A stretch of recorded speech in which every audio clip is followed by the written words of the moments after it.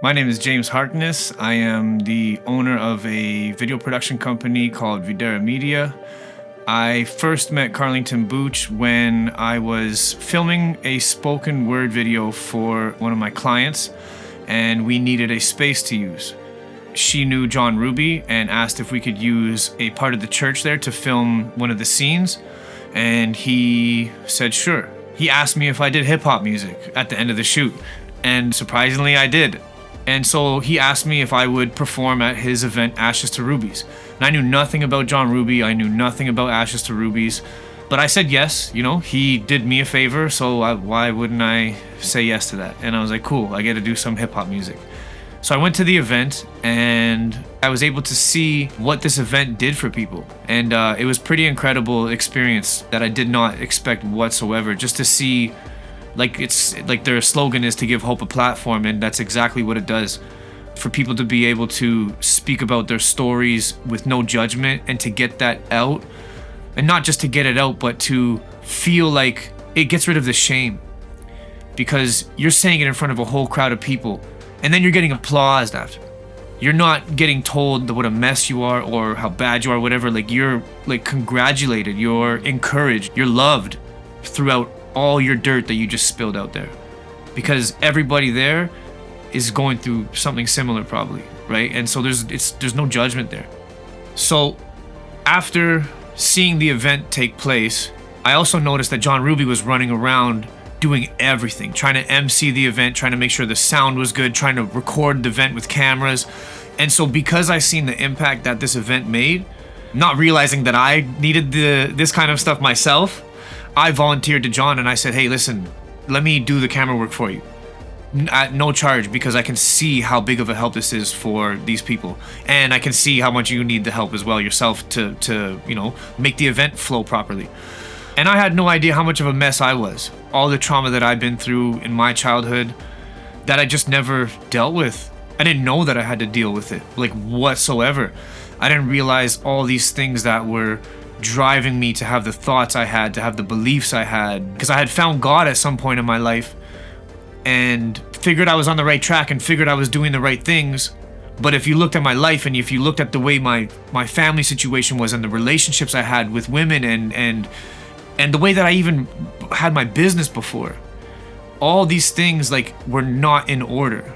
But I thought I was doing the right thing all the time, and I didn't realize how much I wasn't until I've been around people that have been actively working on these things for years themselves.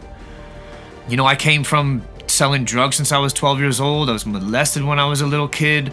My dad was never around my whole life. So 12 years old, I'm sneaking out of the house to go smoke weed with the older kids, and started selling drugs because I thought, oh, well, I need to pay for my drugs, so let me buy this much, and if I buy this much, and if I sell this much, then I have this left to use. And so that's how pretty much everything started off. I found my identity as a drug dealer, being proud of who I was and that I was living how other rappers just rap about, and I had an ego attached to that and a pride attached to that. And then when I got arrested and I was facing 5 to 6 years in jail, a month before that I had found God. And then the whole identity shatters, because I realized that everything I thought was right was wrong. So now I didn't know right from wrong anymore. And I was lost, and I'm trying to follow God, and I'm going to church. And the church that I went to was a good church. They didn't judge me. They actually showed me love that I needed to, but they couldn't relate. They did have their own problems, but it was not anything similar to what I went through. They didn't have the same experiences. There was just nothing to relate to. They did love me though, which helped me through my journey. Walking with somebody like John, who doesn't judge you, and I think he knows when the time is right to really nail it into you, because he only did that recently to me, but he didn't do it before. I was smoking weed and drinking at certain points, and then I quit at certain points, but the root causes were never removed. But being in that community is what actually helped me stop smoking weed for one of the first times. Really want to put it down, because I'm like, how can I be, smoking weed when all these people here are trying to be sober and trying to get right? And I'm like, I just felt there was almost that's so counterintuitive to be smoking weed before I go film Ashes to Rubies, and then having to hide it and make sure you don't smell like weed and always having that worry. And it's just when you're in the right environment, you bloom. and the right things grow, and then the other things die away.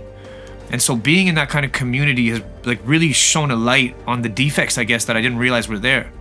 Continuing my journey and having this place here where there was times where it's been on and off, because I think God brought me through different seasons of learning about my business and working with certain people that are in a business field, which helped me understand business in a whole different light. But I still had all those other issues, and I was drinking a lot, smoking. The relationship I was in was hell again. And I started to realize, man, there's something going on underneath that I need to figure out now. And when I say figure out, it's like I used to always have to figure it out. It's really hard to even let go and let God, that cliche saying. But that's what John always said, stop being the boss, you know? Like, who's in charge? You or God, right? God's the manager. He manages my life.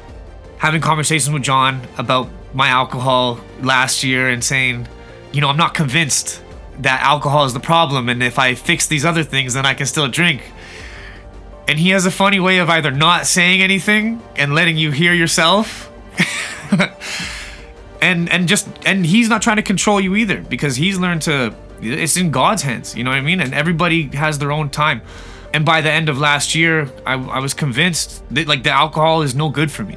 It doesn't benefit me. It just leads to hell no matter how much I try to manipulate it or put things in the right place or tell myself I'm not going to do X, Y, and Z. It's just not good. And having a place to bounce my thoughts off of and to speak to people about really, I think, was really part of that healing process to get to that point. To be able to mess up and come back was a huge help. Then you realize that there's even deeper issues. You fix one thing and then you're like, holy, there's another thing. You know, it's like, okay, I don't want to drink anymore. God, remove that. I don't want to smoke weed anymore. God, remove that. And then I'm angry still. And now the anger is isolated. And it's like, I don't want to be angry anymore. And that gets removed. And then the lust kicks in. And it's like, I don't want to have this anymore either. And you start to feel like the purity that God wants you to have. And you start to see the things that are getting in the way of that. You know, walking with John and just talking with John and having the space available to come here and not be judged. And all these other people here at the Booch place are going through the same stuff and openly talking about it. And there's something that, like, when somebody else is being so vulnerable, you feel like you can be vulnerable as well. You don't have to protect yourself, or you don't have to worry about being accepted or not if they knew my deep, dark secrets. You don't get turned away when you come here. Like, you feel like you can tell these people anything and they'll still love you. They'll still walk through with you. They'll still open the door for you to come in. They still want you to come in. Not just open it for you, but they actually want you to. I remember getting messages from John, hey, you all right? What's going on? Like, just checking in on me, which means a lot, you know, just to know that somebody cares about you that much. It's a huge thing. And also it gives you purpose. Like, you really feel like you're helping out. You know, there's other people going through this stuff, and I was able to feel like I'm doing something productive and I'm helping other people. And this place really provides that. I don't think I even realized how important it is to have a place like this, a safe place. Like they said, I don't like that corny stuff, but it's a safe place where you can always come to.